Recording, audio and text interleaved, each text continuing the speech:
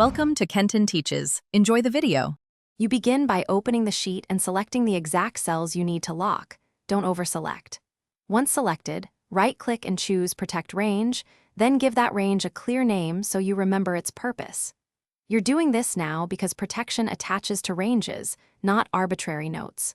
While in the Protect Range pane, choose Set Permissions to control who can edit.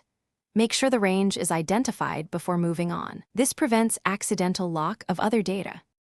Once the Protect Range pane appears, set permissions, choose only you or custom to allow specific collaborators.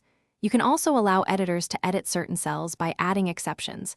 This is essential when some input is required, but structure must stay fixed. After configuring users, click Done and immediately test permissions with a secondary account or by asking a colleague to try editing. Testing validates choices and reveals overlooked exceptions. If edits still succeed, revisit the permission list and tighten who can change content. To finish, protect the entire sheet for structural control and exclude the previously protected ranges you want editable. This ensures both locked cells and allowed inputs coexist. Once protected, save and recheck by attempting edits to locked regions. If something goes wrong, use version history to revert and inspect who changed permissions. A common fix: verify that collaborators aren't editors at the drive/folder level, which can override restrictions. Remove broad edit rights or change to commenter/viewer to enforce.